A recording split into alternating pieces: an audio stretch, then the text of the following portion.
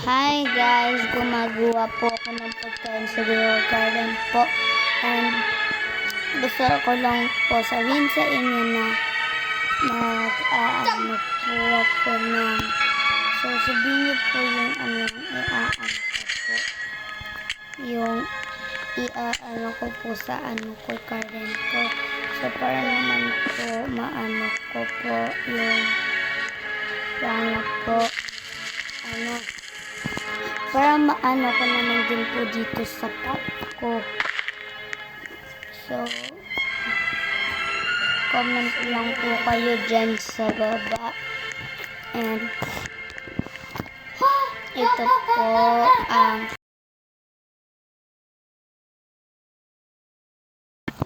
okay po. Ito po ang mga gagawin po natin. Magko-comments po kayo dyan kung ano yung ipapagsalo natin sa pot natin. Okay.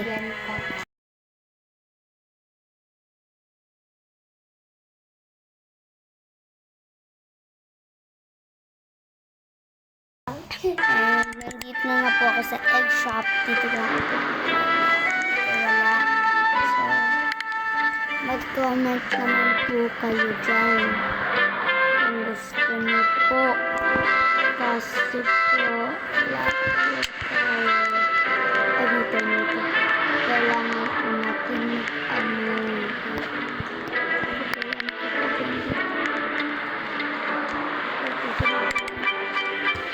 okay, nandito yung seed. Carrots ulit. So, mag-comment kayo dyan ng papasaluhin natin. Yan po. Yan ang mga i-aano natin. Ganyan. Comment down below po kung ano po ang gusto niyo. So, meron po ditong coconut, mushroom, apple, cacao, and pepper. Ito pa yung mga common seeds and mango, grapes, bamboo, saka yung mga veggies, ganyan. I mean, fruit din yung kiwi and apple. So, sometimes may veggies din dito. And veggies. So, ito po, veggies po yung okay.